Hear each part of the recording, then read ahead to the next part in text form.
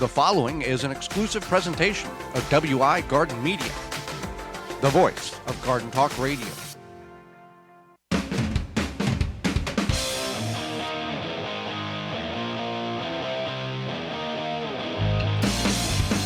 Coming up on the program today, we're going to be discussing farmers markets, what you need to know before you go, as well as ways to improve the production of your garden this year. And our guest is homesteader and author Angela Ferraro-Fanning will be with us, and we'll answer your garden questions. The hour is full, so join us. You are listening to the most informationally packed hour of garden-focused radio in the country and on the internet with your host, husband and wife team Joey and Holly Baird. This is the Gardening with Joey and Holly radio show. And welcome to the Gardening with Joey and Holly radio show. Happy you've chosen us to take part in your day. I am your host, Joey Baird. Beside me is my wife, co-host, best friend, and gardening partner, Holly Baird. This program is for you, about you, to help your garden grow better, to maintain your landscape, grow healthier trees, make your grass look greener, as well as preserving what you grow. Thank you for tuning in, whether you're listening to us on one of the 20 AM and FM frequencies broadcasting our program here in 2023, through a radio app, through our parent website, which is the WisconsinVegetableGardener.com, underneath the Season 7 tab at the top of the page, in-studio video replay, podcast download. Thank you very much for taking a little time out of your day to allow us to be part of it. If you want to be part of the program, you can do that in a couple of ways. One, by sending us an email to gardentalkradio@gmail.com. That's gardentalkradio@gmail.com. Or you can give us a call, 1-800-927-SHOW. That's 1-800-927-7469. Well, farmers markets are all the rage, and now's the time. There's some farmers markets that goes year-round, but right now is the time in which farmers markets would be beginning to pop up around your area. Yeah, a lot of people now are even like doing farmers markets dates. What is that? It's like where you meet somebody and instead of meeting for... Like a Tinder Bumble thing? Yeah. Okay. Instead of meeting for like coffee or a drink, you're like, let's meet at this farmer's market. And then that way... Girl for farmer or whatever it is? No, like you meet there. And then that way you have something... In the hopes of falling in love, and is that yeah. Okay. All right. That's... Continue. You know, that's how... That's where we're at in society now. Well...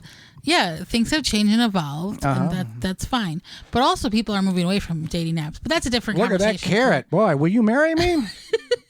That's how our first date went. Yeah. All right. It did not. But... All right. Somebody will be like... Yeah.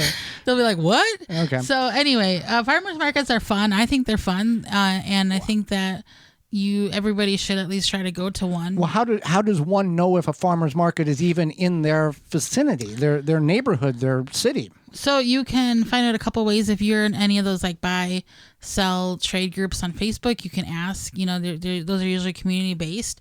Otherwise, I think there's like neighborhood apps, things like that people can. So essentially, just ask somebody. But you can also just go to your favorite search engine and type in farmers market in your city or your zip code, and it's going to tell you. Sometimes you can find out from your Tinder date, maybe perhaps if they tell you that they want to go to the farmers market. But yeah, those are some good ways. You can also call your city hall. Okay. Because a lot of times they are, they have to have permission to use some sort of city. So call area. Your municipality head office. Town hall, whatever you want to call it. And now once we've figured all that out, first of all, farmers markets are not just beets, potatoes, cabbage, and lettuce. There's a lot of different things a farmer's market has besides just vegetables.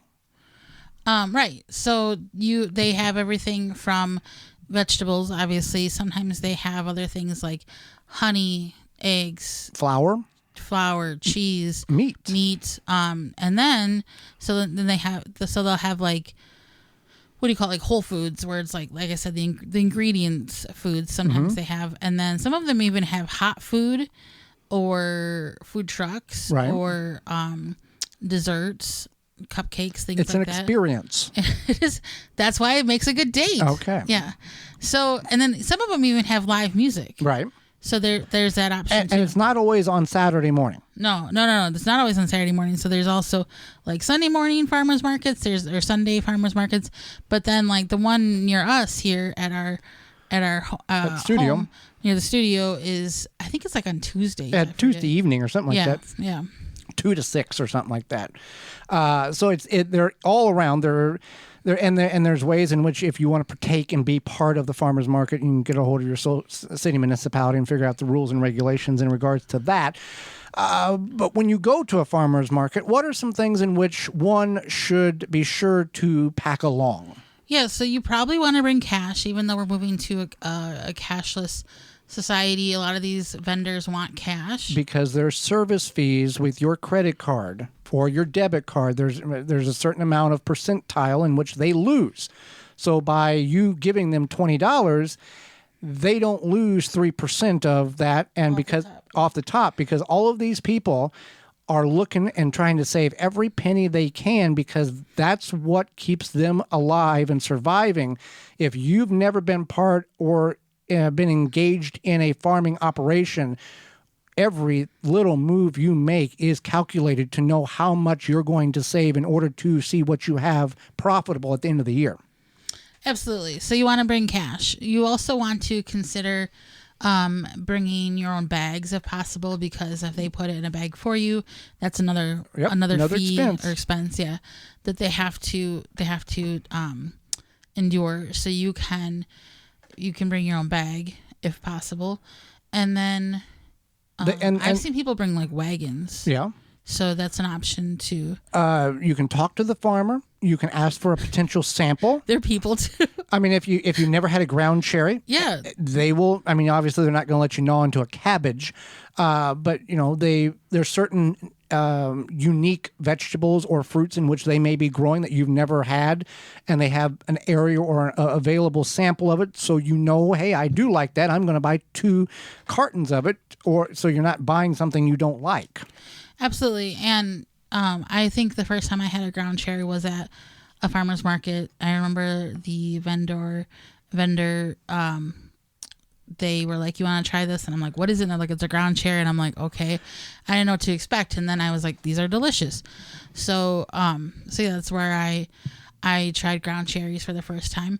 And then also, as you interact, I took pictures of some of the vegetables and flowers, and this farmer was like, can you print those out and send those or give them to me? So I did that, which was an experience because I don't usually print out a lot of my pictures. What's that mean? But I was glad to do it, so I just dropped them off the next week. Yeah, or whatever. I tell our niece and nephew after we take a picture of them with the phone, hey, when we were growing up, you and your mom, we had to wait 2 weeks to find out if we've had our eyes open or closed. Yeah. Because you had to send it off, and it went. And sometimes you didn't get your pictures back. You got a monkey riding a horse. We got that once. You did? Yeah. Shut up. It was mixed in with our picture. A monkey was riding a horse. Yeah. That's like a gift. Oh, is that? All right. 1992. Yeah. I got a picture of somebody's dogs on a digital printout. Yeah. So you can talk to the farmer, you can ask for samples, you can interact with them, you can ask. Farmers markets are a great place in order to buy in bulk, in quantity. If you're going to can tomatoes, or if you want a lot of sweet corn, you can get. I bought 24 years of sweet corn for $8 one time, so a whole box. I said it was, I forget what they named it. It wasn't sweet corn, it was cooking corn or something. I said, what's the difference? And it was canning corn. Canning corn. And I said, what's the difference between this and sweet corn? Nothing. We just got too much of it. And I said, I'll buy a whole box. He said $8. And I went home and counted 24 years of sweet corn for $8. You can't even steal that much from the big box store for, put in your pants. Yeah, you can't, you cannot get that. But that is a great place in order to buy in quantity. Whatever you're trying to. Maybe we should clarify that you're not stealing corn. Not stealing corn, from but the big box store. But that's a heck of a deal.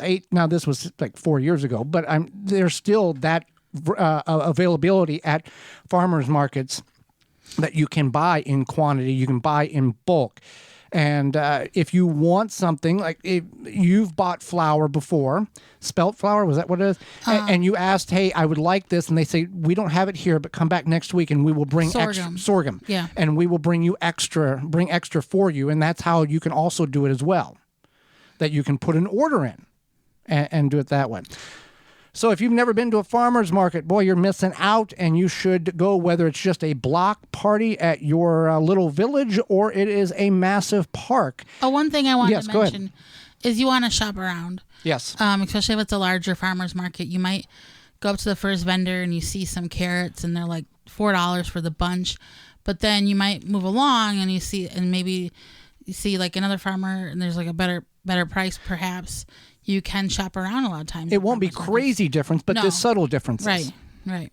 So when you do that, you're going to have a good time. Walton's also can provide you a good time, Holly, with their discount and the quality and the quality of their products. Absolutely. So we are brought to you today by Walton's. We know you care about where your food comes from, canning, preserving your fruits and vegetables, but at Walton's you can get all the equipment, seasoning, and supplies to make sausage, jerky, and any other meat product your way to your high standards. I just made chili recently, and I used some of the Walton's seasoning, but they can also help you process the meat. You want to make some snack sticks or beef jerky. They have this website called meatgistics.com, an informational site to help you go from animal to edible. They have meat grinders, mixers, sausage stuffers, again, seasonings. You can get anything you need there for everything but the meat. And that's waltonsinc.com, and the educational site is meatgistics.com. So if you go to waltonsinc.com, you can use code GROW50 to save 10% off orders of $50 or more. When we come back, ways to improve the production of your garden. You're tuned in to the Gardening with Joey and Holly radio show. Have a garden question? Give Joey and Holly a call now or anytime 24/7. Just dial 1-800-927-SHOW. If you can't get through, leave a message and they will call you back. Call now, 1-800-927-SHOW. Grip 6 produces American-made products with sleek designs and quality materials. Based and manufactured in Utah, they have high-quality and durable products that last a lifetime. They're built beyond tough. Their wool socks come from Rocky Mountain source materials, are soft and comfortable, keep your feet warm and dry, and come with a lifetime guarantee. Even for the most sensitive toes, these socks are made for everyone. High-quality wool socks make a huge difference for happy feet. They fit in with all the many things you do from around the house to the outdoors and beyond. They are comfortable and long-lasting. These socks are great for gardening because they keep your feet so comfortable no matter the conditions outside. It's hard to overstate how amazing these feel to have warm, dry feet as you work in your garden. Designed and manufactured in-house for the best results and quality every time. When you purchase from Grip 6, you're supporting long life cycle products and American-made manufacturing. Check out their belts, wallets, and socks at grip6.com. Use coupon code RADIO15 to save 15% off your order at grip6.com. Make watering easy. DripWorks provides quality drip irrigation supplies and equipment to gardeners just like you for all your growing needs across the U.S. and Canada. Purchase online at dripworks.com. Worried about watering too much or too little? Tree diaper technology is the best way to stabilize your soil moisture in your garden, trees, or houseplants. Use coupon code GARDEN15 to save 15% off at treediaper.com. Deer Defeat is an all-natural based animal repellent to keep deer and rabbits away from your valuable plants that is odorless after 30 minutes and dries clear. It creates a continuous, invisible shield to protect your plants. Works for 30 days through rain, snow, and freeze. Will not clog your sprayer. Apply to your property without environmental damage. You can spray directly onto your plants up to flowering, then apply around your plants to continue protection. No need to reapply. Money back guarantee. To purchase, go to deerdefeat.com and use coupon code RADIO to save 10% off your order. Aqua-Mart.com has everything you need for eye-pleasing outdoor water features on your property. For over 25 years, we've been creating and field testing beautiful water features in order to provide you with the most reliable products and best value in the industry. From easy-to-install pond and water-filled kits to pumps, fish food, and more, you'll find everything you need to install and maintain a naturally balanced water feature in your yard. Make your backyard a true oasis and maintain it well. Visit aqua-mart.com to shop for all your needs. When I commit to someone, I want them to commit back to me for, life. That's why I love Verlo mattress. When you buy a Verlo, you get something nobody else offers, a commitment to helping you love your sleep for as long as you own your mattress with a lifetime comfort guarantee. Those other places, you get a measly 60, 90, maybe 120 nights. Not even close, guys. Wake up, sleep better. Verlo. Fleet Farm's Garden Center is now open. Stop in to check out their selection of nursery quality plants available at low prices. All of their plants are grown in the Midwest, and their vegetables are insecticide-free. Choose from annuals, perennials, shrubs, trees, and more. Plus, take care of your lawn with grass seed fertilizers, lawnmowers, and string trimmers.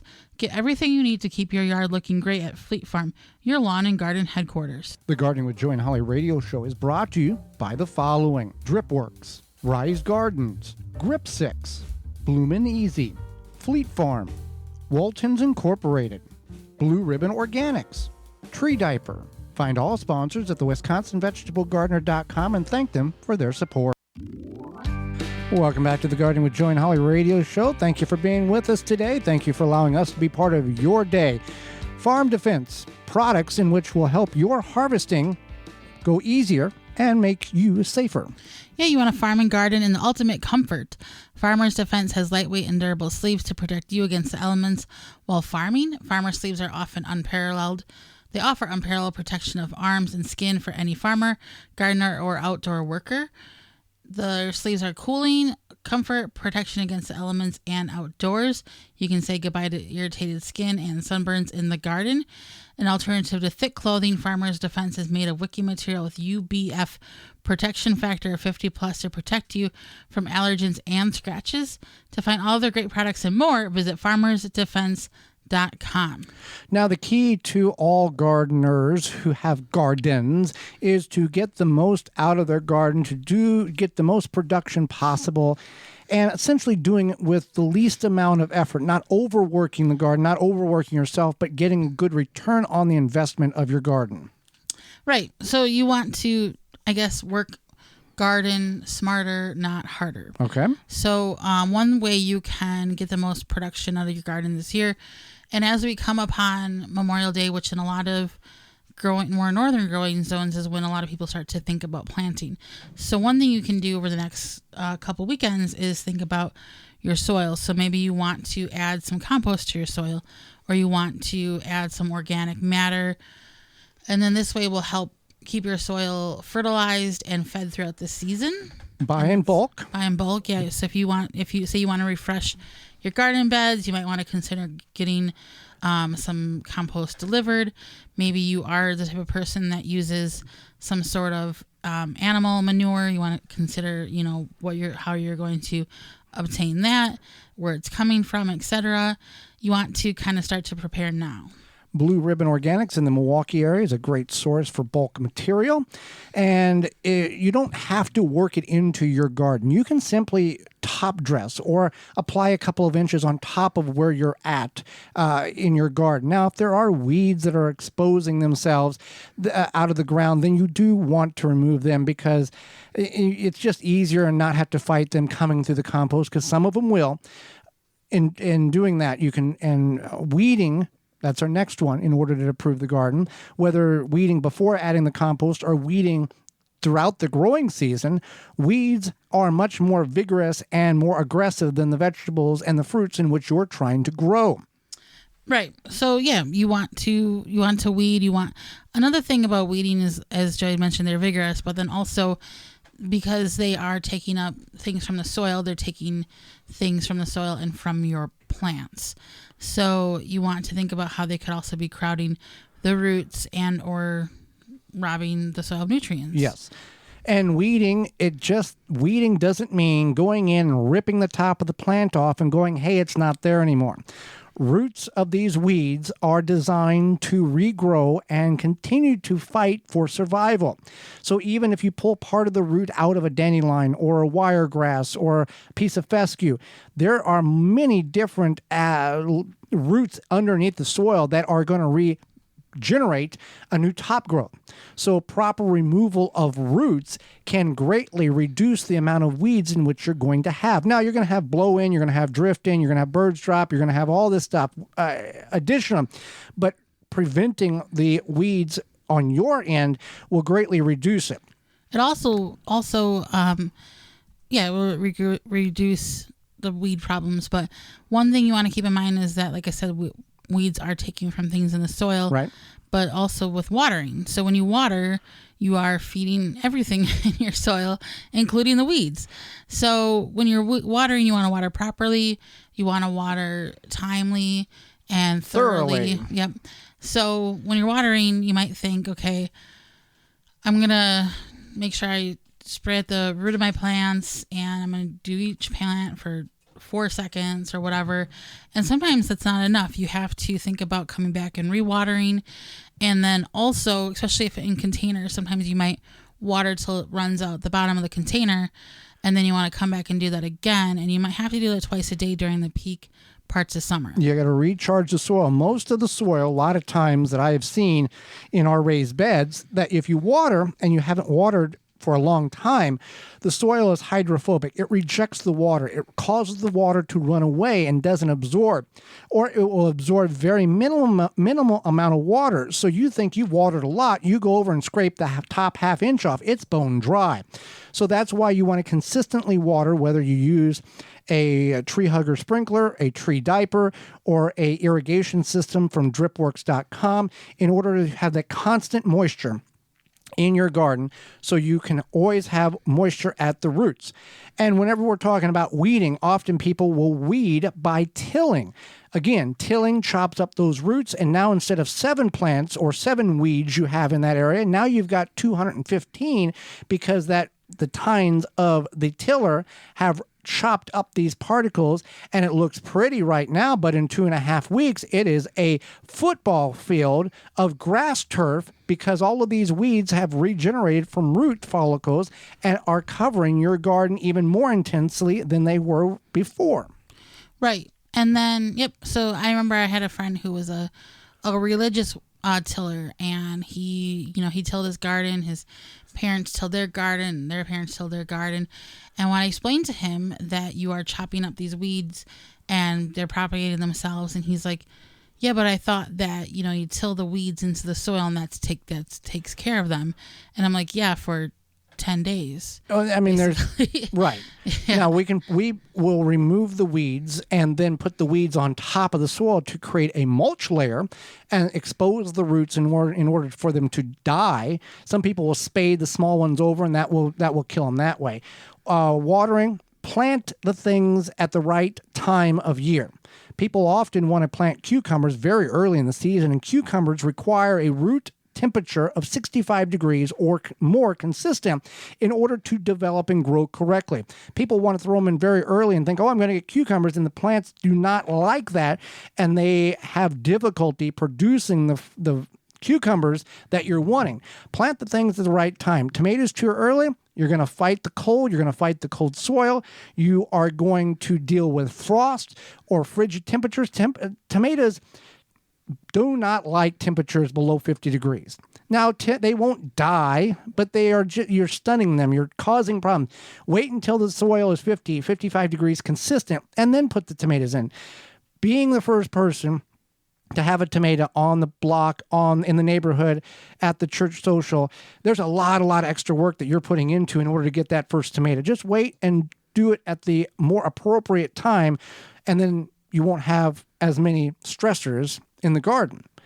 Plant radishes and lettuces and spinaches in the spring and in the fall. Don't try to grow them during the summer, where they won't grow hardly at all. They will strictly go to seed because of the heat and the day length.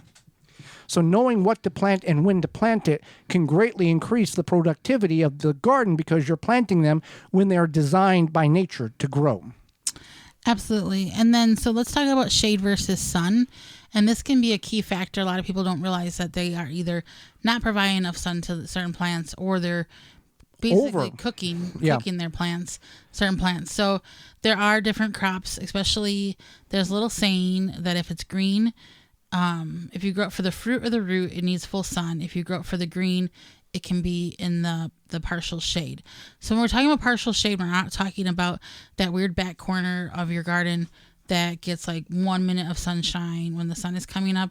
We're talking about 4 to 6 hours. Right. As minimum. Opposed to 8 to 12. Right. Minimum 4 to 6 hours of sunlight. And by doing that, the plants are certain plants like that partial shade. Other plants can tolerate partial shade, but those plants that tolerate partial shade, beets, green beans, cherry tomatoes, they are not going to grow as rapidly They will produce, but not grow as rapidly. That's why people will say, oh, I got partial shade. I'm growing cherry tomatoes, because it doesn't take as much energy to produce the cherries versus the big beefsteaks, the brandywines, mortgage lifters, the purple brandy, or the purple black crims. So be aware of what you're planting, when you're planting, and where you are planting. Take a little time, do a little research, and figure out, now, if things have always worked the way that, you've always had success doing this for 37 years and your grandmother's had success for it for 417 years, we'll keep doing it. But for most of us, things don't work the way you want them to if they're not designed to work that way. And that's something that you had to learn. I had to teach you that we had to feed the soil, not the plants. Because I came from an agricultural background where you fed the soil. The soil was the media, was just a holding place for the crops. You fed the plants. Right. No, right, yeah. Yeah, you pumped the fertilizer in the field, and the plants fed off the fertilizer, and the medium was just the soil. The soil was dead. And this was a non-organic agricultural background. Organic farming, the soil is the feed for the plants, and it grows there and it feeds off the soil. So, yes, you have to keep that in mind. Yeah, so you want to keep in mind that it's important to, yes, you may have done things one way, but as you learn things and continue on, you can make changes, you can make tweaks, you can try new things, and you don't have to try new things in your whole entire garden. You can always just designate one area to see how you like it, but it is always a learning process. If you want to control beetles and grubs invaders without affecting the rest of your ecosystem in your yard, then Grub Gone and Beetle Gone are the solution.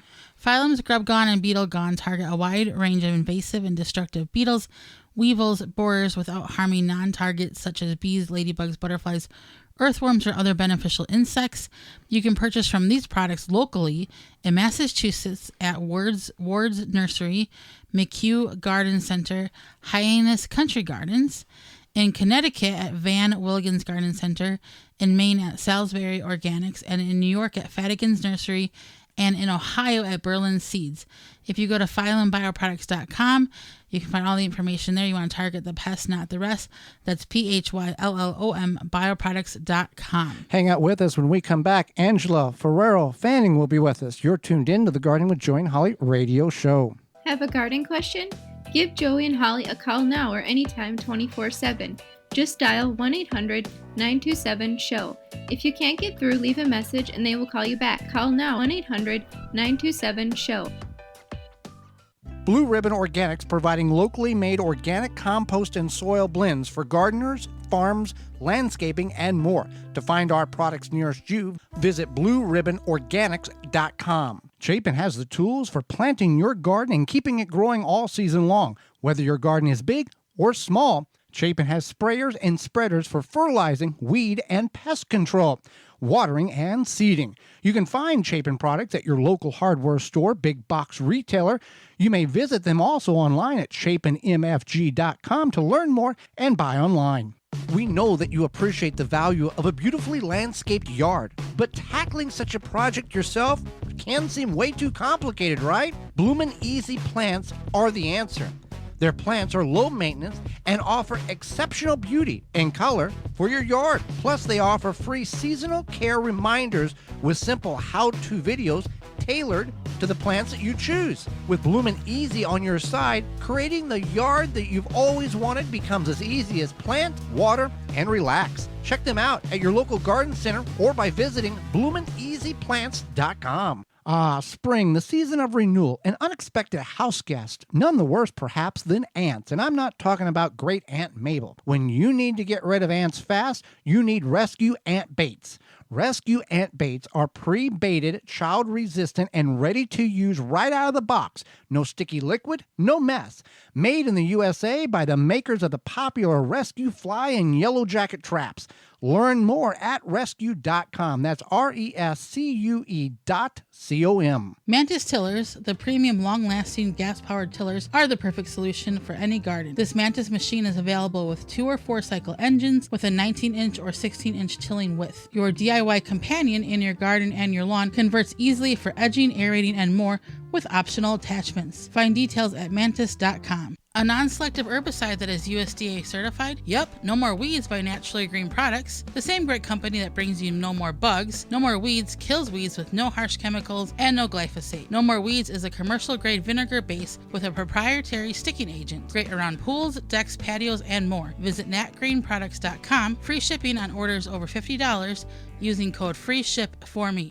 The Gardening with Joy and Holly radio show is brought to you by the following: Happy Leaf LED, Root Maker, Jung Seeds, Tree Hugger Sprinklers, Verlo Mattresses, Farmers Defense, Pomona Universal Pectin, Natural Green Products, Mantis Tillers. Find all sponsors at the WisconsinVegetableGardener.com and thank them for their support. Welcome back to the Gardening with Joy and Holly radio show. Moments away, Angela Ferraro-Fanning will be with us. But first, a word from our good friends at Rise Gardens. Rise Gardens is a revolutionary hydroponic gardening system for your home. Instead of food traveling hundreds or even thousands of miles before it hits your plate, harvest the veggies, herbs, and greens you need for dinner tonight in the comfort of your home. No green thumb required knowledge. Gardening made easy with the Rise Garden app. Simple step-by-step guidance from seed to harvest. A complete garden on a shelf and comes with everything you need to grow healthy and the freshest food for you and your loved ones. Fully customizable your garden to your needs and preferences. For more information, you can get your Rise Garden. Visit risegardens.com. Holly, let's go to the hotline and bring in our guest for this week. Angela is the farmer and content creator behind Axe and Root Homestead. She is also the author and blogger. Her book, The Sustainable Homestead, Create a Thriving Permaculture Ecosystem for Your Garden, Animals, and Land, just came out in March. Welcome to the program, Angela. Hi, thank you so much for having me. Well, thank you for taking time out of your day to join us, not only educating Holly and myself, but all of our listeners. And I want to start with this question. Was homesteading something you knew you always wanted to do, or how did you get into this, or was this something like a happy accident in life and you found out you loved it? A happy accident is a good way to put it. I had no experience in farming. I don't come from a farming family. It was not on my radar. Not when I was in high school, college, nor when I pursued my own graphic and website design career and then had my own business. It actually wasn't until after I had my first child that I wanted to quit the daily grind, get out from behind the computer, and do something that felt real more raw and tangible to me. And that's how I kind of found homesteading. And when you're a homesteader or you're an independent contractor, some people may label that being, you have nobody to answer to but yourself. And if it doesn't get done, you didn't do it. Absolutely right. It's a very demanding job. And it's also an addictive job because the more skills that you learn and the sense of accomplishment that comes with accomplishing tasks and learning that you certainly can do things kind of segues into trying to figure out how to do other things. And so it snowballs before you know it. So while it is hard work, it's also very rewarding work. Fantastic. Now, many people might not know what permaculture is. What is it? And maybe some examples, but also what are common average ways that a home gardener might be already practicing permaculture and not even realize it? Sure. So permaculture really just stands for literally permanent agriculture.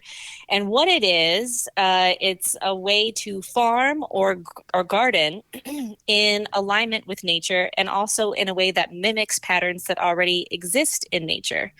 So ways that people might be doing this already that they don't think about is with companion planting. Many gardeners are very familiar with the concept of companion planting and using flowers, herbs, or other crops even to help their main crop attract beneficial insects and repel unwanted ones, and in some cases, even disease. And so that would be a way that Mother Nature in the wild, if you think about it in a forest or in a meadow, would sort of put different plants together that actually help one another out. Another common one is fruit tree guilds. This is gaining more popularity. You wouldn't just plant an apple tree and stick it in the ground. You'd actually surround that apple tree with helpers and create a little neighborhood, an ecosystem of plants that not only repel and attract the desired insects, but also absorb nutrients from the soil, fix nitrogen, keep the soil cool, retain moisture, that sort of thing. Those are all things that already exist in Mother Nature. So with planting things around a fruit tree, I'm assuming there's specific requirements that plant needs based on the shade availability that the fruit trees are producing. That's absolutely right. One thing that I did in my book, The Sustainable Homestead, was sort of create these recipes where the members of your fruit tree guild are going to differ if you're planting an apple versus a fig versus a pear or even a cherry, or something like a blueberry or a raspberry or a blackberry. They all have their own needs, right? And so we want to make sure that we're supplying them with the right friends or beneficial helpers to really maximize their growth habit in the soil that they're in. And I think you've seen it and we've seen it that we as gardeners and homesteaders, we think we know better than Mother Nature does, and we're going to do it this way. And why did that not work? And we've done it 4 years this way, and we're going to try it one more time. You're absolutely right. I mean, if you go down a sidewalk in New York City, you can see that Mother Nature will always win because there's weeds popping up in the cracks, right? But I think the other thing that people really are sort of at fault for is that we take a look at what other people are doing in their gardens, especially on social media and in Pinterest. And what we need to remember is what works for somebody else in their own yard or garden, even if it's right across the street, isn't necessarily going to work for us. Because even though our growing zones could even be the same, our microclimates are different.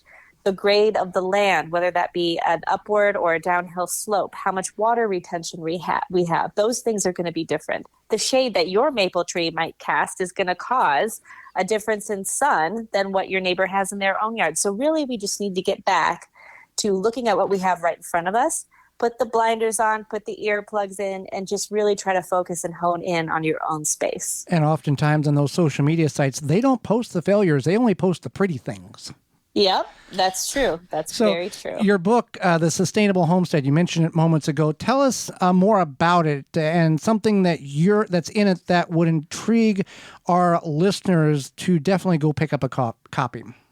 Sure. So The Sustainable Homestead is the resource I wish that I had when I started my homestead.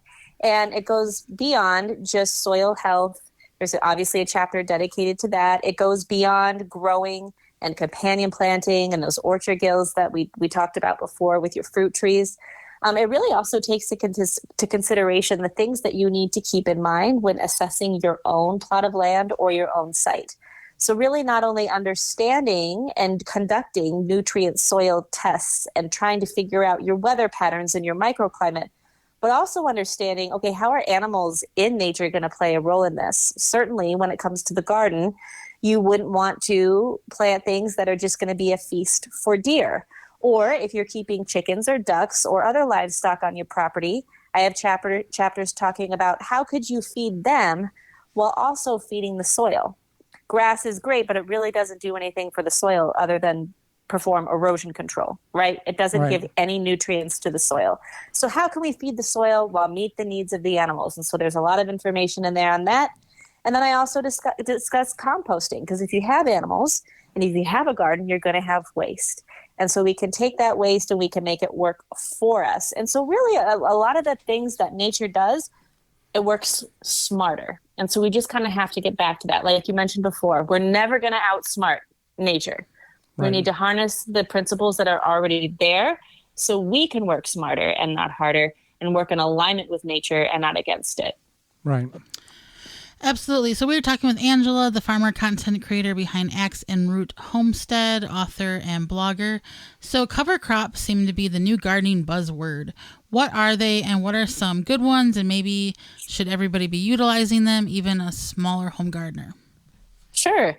So cover crops are essentially crops that are grown in your garden or in your pasture animal grazing spaces that you grow for the sole purpose of feeding the soil. I mentioned before, I simultaneously grow some to feed my animals, but you would not want to necessarily want to grow something like a forage turnip and then think you're going to harvest the turnips and eat them. The whole point would be to use a forage turnip to help break up soil compaction, because as that radish or that turnip grows and sends down that tap root and widens the soil around it, it's going to break up compaction. And so we want to leave that in there, not only during its growth period, but also allow it to die in place so that it can return the nutrients to the soil. So we want to think of cover crops as soil helpers and leaving them in place. One really great cover crop not many folks know about is sweet alyssum, which you can plant in your garden and is great for attracting bees and beneficial insects. But once the season is finished, don't pull it. Turn it back into the soil. It acts as a green manure or a nutrient fixer into your soil. It's going to add all of those nutrients back in plus more. And so it's really good also to create more organic matter. And cover crops can be grown in the spring, in the summer, in the fall, and in some places they can be grown in the winter to cover the soil as nature has covered the soil, because we don't want to leave soil bare. Soil doesn't like to be left bare. Right. So here in the Mid-Atlantic, in the fall, I think it was late November, I planted bursting clover, red clover, and hairy vetch in my raised bed gardens. They had enough time to germinate, sprout, and get established, and they stayed green all winter long. And then come spring, I just turned them into the soil by hand. And in some other beds, I also created a little mobile rabbit run, which I dubbed the bun run. And the bunnies went through and grazed all the cover crops out for me. And then I was able to just plant. Well, we like asking this next question to people because we learn from mistakes. What is a huge mistake you know a lot of homesteaders make that really you yourself have avoided it, or you try to avoid it? So I absolutely have a mistake that some folks will try to debate about because there's a nuance to it, and that's using hay in your garden as a mulch. So a lot of folks are familiar with the concept of covering soil. We do that to retain moisture and prevent solarization and erosion. We don't want any nutrients to escape. And so we can use straw as a great mulcher, but people assume that hay is very similar. We can use that too, but here's the thing. Straw is from the stem of the grass blade, and hay includes the seed head. So my own mistake, the nearby farm and nursery was out of straw. So I thought this first year that I was doing this, excellent, that's fine. They have hay, I'm going to use that. I very quickly turned into a grass farmer. All of the seed heads just planted themselves into the garden spaces, and it took over, and it was very difficult to garden that year. Weeding was near impossible. And so the nuance is, if you do want to use hay, it needs to be well rotted. We're talking, it needs to have had exposure to animal urine, feces. It needs to have been where the seed heads have maybe been trampled, walked over, no longer are there. And then you can take that hay, and this is assuming that there is no required decomposition point, that, you know, you would have an animal that would contain pathogens. Then you would be able to use it in your garden space. So I always tell folks, hey, just steer clear of it altogether. Just use straw. So whenever you made this mistake, were you able to undo it eventually, or did you just move the garden to a place and start it over? That's a good question. No, I'm still gardening in the same place. It took years. That first season initially was horrible, and I'm still pulling grass that I don't think I probably would have had I not used it that first year. And there may be some people that would go, hey, we've made this mistake. We're just going to spray it with a weed killer, let it set a year, and then regrow in it. That, I guess, in some people's minds may work, but for organic gardeners and people who understand what those chemicals can do, that's not an option, as it was not for you. Correct. Yeah, I'm a no-till farmer, organic gardener. So for me, pulling that root ball out by hand is the best and only way to go.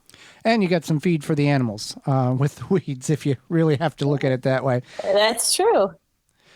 Well, we've really enjoyed having you on the program. How can people find out more about your great information and your book? Oh, thank you so much for having me. So this book in particular is called The Sustainable Homestead. I also wrote a series for families, and it's also illustrated for children. It's called the Little Homesteader series. All of these books are available on Amazon or anywhere, such as Barnes & Noble, anywhere books are sold. But if you're looking to find me online, my website address and all of my social media handles, YouTube, TikTok, and Instagram, is Axe and Root Homestead. So that's AXEAND Root Homestead. And you'll find me there. Well, Angela, we greatly appreciate you taking time out of your day, not only to educate Holly and myself, but all of our listeners. We thank you for the time you've given us. No, it's my pleasure. Thank you for having me. Absolutely. And when we come back, it's Your Garden Questions, Our Garden Answers. You're tuned in to the Gardening with Joy and Holly radio show. Got a question for Joey and Holly? Send it via email anytime to gardentalkradio@gmail.com. Dig planting holes from a comfortable standing position. Step, twist, pull, and plant. Visit ProPlugger.com. Dripping Springs Oyas clay pot irrigation solves the watering needs for gardens, bushes, new trees, and more. An ancient irrigation system we brought to America. Dripping Springs Oyas, OLLAS, on YouTube, Facebook, Instagram. Check us out. Wind River Chimes creates a symphony in any space. Chimes that are inspired by nature and designed to make the natural world even more inspiring. Music speaks to everyone. Individually handcrafted in Virginia for over 35 years and hand-tuned for an exceptional precision and lasting beauty. Because in life, the winds of change are always moving. But no matter where they carry you, Wind River Chimes will always be the inspiring harmony. With a large selection and customization options, you will find the sound that soothes you. Visit windriverchimes.com to shop and find out more. Rootmaker starts your plants off right and keeps them going through harvest. From their seed starting trays with an innovative design that air prunes the roots to their large variety of grow bags, 1 to 60 gallons. Their products will provide you the harvest you've never seen before. Visit rootmaker.com and use coupon code RADIO23 to save 15% off your order at rootmaker.com. Garden like a pro in 3 easy steps and receive customized fertilizer recommendations for your garden or lawn.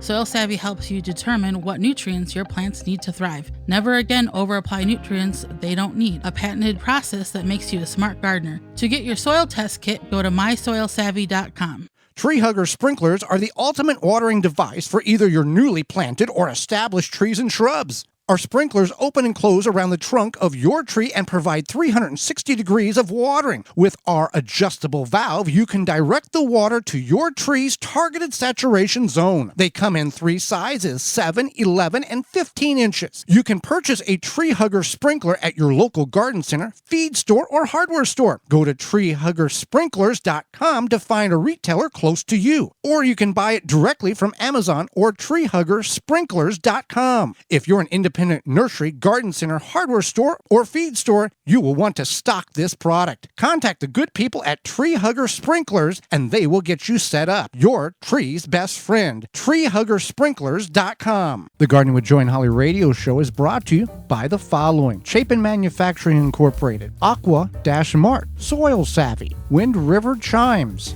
Wisconsin Greenhouse Company, Pro Plugger, Deer Defeat, Dripping Springs Oyas, Phylum Bioproducts. Find all sponsors at the WisconsinVegetableGardener.com and thank them for their support. Welcome back to the Gardening with Joy and Holly radio show. Happy you've taken time out of your day to join us on the program, whether you're listening to us live on one of the 20 AM and FM frequencies broadcasting our program here in 2023 or podcast replay, in-studio video replay. Thank you. It's time for question and answers. If you've got a question, we can probably get you an answer to your question. If you want to submit that, you can do that in 2 different ways. You can go to gardentalkradio@gmail.com. Send us an email, gardentalkradio@gmail.com, or you can give us a call, toll-free, coast to coast, at 1-800-927-SHOW. That's 1-800-927-7469. This question is sponsored by Fleet Farm and fleetfarm.com. I have 1 pumpkin plant growing and it's getting kind of big, but I recently had just 1 small pumpkin growing and it broke off. I'm new to this, but I haven't been watering it very well, but also I live in Texas. I'm going to try to start watering it more, but any tips on how to make it grow stronger? Watering helps. Is yeah. the best, yeah. Keep water consistently to the roots, whether you're in Texas, Alabama, or New York, Wisconsin. Water is the key here. Secondly, pumpkins, zucchini, watermelon, fill in the blank fruit or vegetable. If it knows it can't sustain the fruit or the vegetable on it, it will drop it off. Pumpkins are notoriously known for producing 7 or 8 flowers and starting to put on 7 or 8 pumpkins, and then they will kick off or break or dry up several of them. So you only have 1 or 2 really nice pumpkins. So that's just a natural thing. So focus and look at, once you've got a pumpkin established, or a watermelon or a cantaloupe or honeydew, find 2 or maybe at the very most 3 that look really good, and then go ahead and cut the other ones off. I know it's painful, but go ahead and cut and the other fruits that are trying to develop off. So all the energy can be focused to that one plant or that one fruit or that other one or two pumpkins. So you have really nice pumpkins in the fall, or harvest watermelons or cantaloupe, whatever they may be. You can also put good compost around the base of the pumpkin. As you water, the nutrients will go down, and pumpkins will also send off roots along their vine. Whenever you pick a pumpkin up, it's going to be attached to the ground with roots. So you could also, put a little soil around that too. It's not required, but also now you're trying to grow 2 pumpkins. You don't want to invest $83 in compost and compost teas and fertilizers to try to grow 2 pumpkins that you could buy at the supermarket for $6. Okay, so yeah, we want to grow what we want. We want to try to grow it, but we have to be logical about this as well. All right, next question here is the phone call. We had a phone call come in from Boston. They listened to us on WCRN 830 AM. She did not leave her name, but let's see what she has to say. Just wanted to ask the question. I enjoy the show very much, listen to it every week, and the question is, should eggplants be planted deep, when you transplant, similar to tomatoes, which you stated they should be planted a little deeper? Also, another question, I'd like to know where to buy rock fate, not fertilizer, but straight, just rock fate. And also, I'm not clear on when you say Jones seeds or Jung seeds. So I'm not sure. When you advertise that, I'm not sure what words you're using. So if you could clarify that. And like I say, thank you very much for your show. It's wonderful. Thank you. Bye. Well, thank you for calling in. Thank you for the kind words on the program. With eggplants, no, you don't want to plant them any deeper than what they are in the container, whether you've started it or you have bought it from in a container.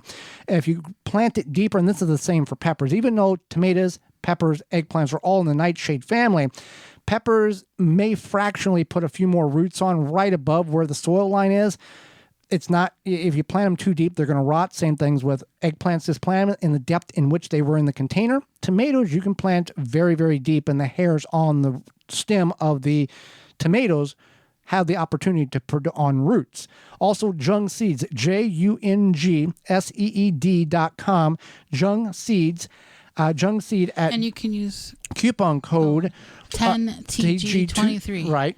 Say that again. 10TG23 to save 10%. 10% off your order at jungseed.com. JUNGC.com. Yep. There you go. And then she also had a question about the rock fate. Rock fate, yes. So you can find that at most local garden centers. It looks like they come in 5-pound bags. So you just go to your local garden center. I would recommend independent. Yeah. Absolutely. At least they would know. The big box store may carry it, but they don't care. They don't care whether you buy it or not. All right. So then we have another question that came in. Ed from Yankton, South Dakota asked if planting carrots and onions next to each other, if there's a problem with those, if they are a companionship in the garden or enemies. Well, they're not either. They're not best friends, but they're not enemies either. Maybe they're frenemies. You can plant those. You can plant them next to each other. It's no problem at all. So that's a good choice, and thank you, Ed, for not cause issues. Yep.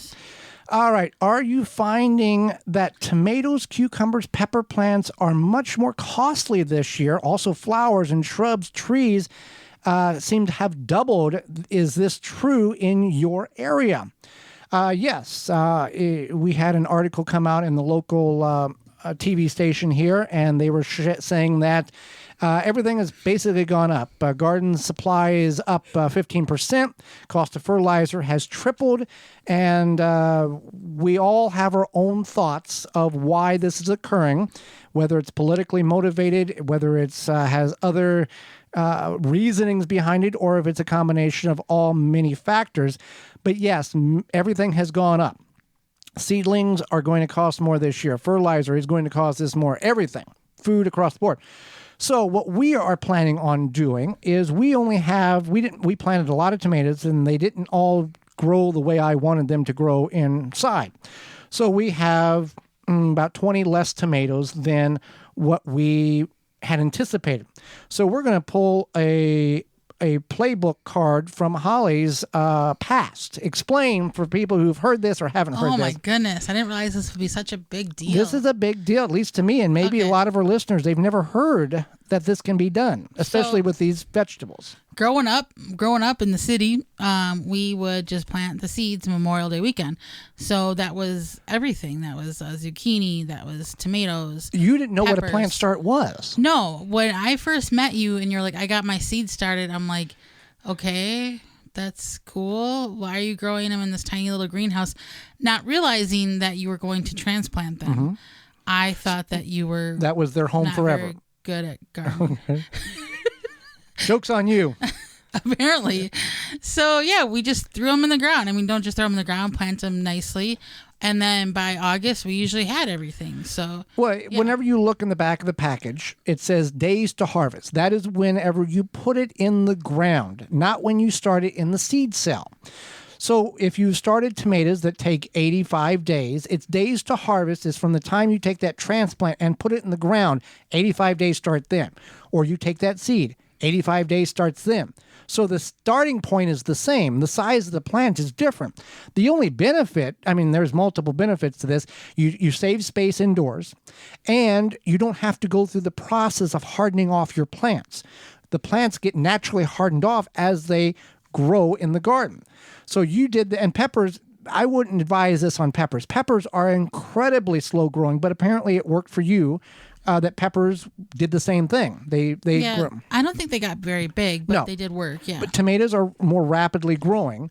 So we're going to take, when we run out of starts from our indoor grow room, we are going to just go straight to the seed. And just like you would in your seed starting tray, I'm going to plant 3 tomato plants, 3 seeds in a hole with with at least 1 coming up. And if all 3 comes up, and they all 3 are like really, really great, then I will gently sort them out and move them around and maximize our tomato growing. We've got good eggplants and good peppers. We just didn't have the number of tomatoes. We didn't plant enough.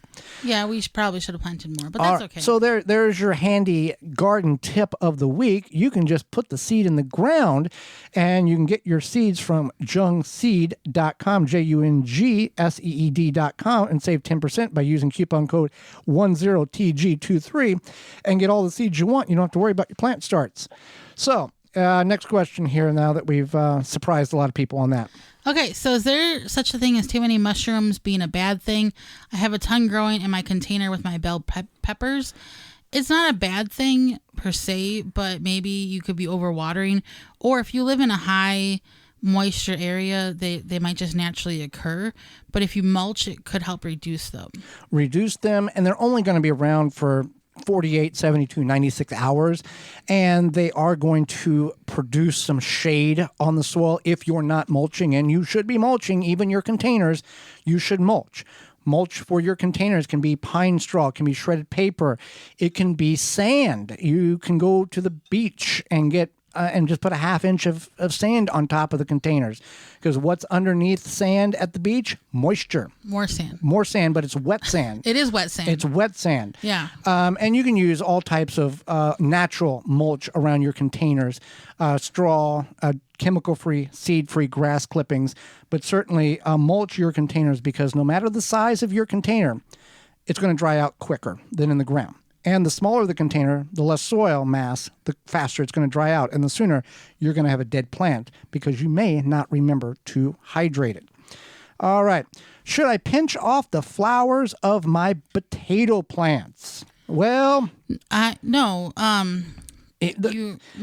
This is controversial. It is controversial. It's kind of like a do what feels right for you type of thing. Some people should you cut suckers off a tomato or not? Get your boxing gloves on and go at it. So some people like to do it, some people don't. It will put energy possibly back into developing larger potatoes, but it's not. But if you pinch the flowers off, which potato flowers are very pretty, there are pink ones and white ones and yellow ones. If you pinch the flowers off your potato plant, are you going to gain a ½ pound more potatoes? Or are you going to gain some minuscule amount of ounces that it's not worth the effort to go through and pinch the flowers off your 37 plants? And certainly these agricultural fields, they're not pinching flowers off of their plants. Now, Yukon Gold potatoes are more prevalently known for putting on seed pods or little looking like green tomatoes that contain pure real potato seeds. If you remove the flowers from that, I'm drawing a blank, but I don't know if that's actually going to prevent those from occurring or not. But there are people that will get those and then start potatoes from true seed rather than tubers that we're all very familiar with doing. It is a challenge. Some people are successful at it. Don't eat those. Those are very high level of toxicity, and you don't want to mess with those. Well, with that being said, we are out of time, and we thank you for yours. Miss any portion of the program today or would like to revisit it? Hey, you can do that by going to our parent website, the WisconsinVegetableGardener.com, and clicking on the Season 7 tab at the top of the page.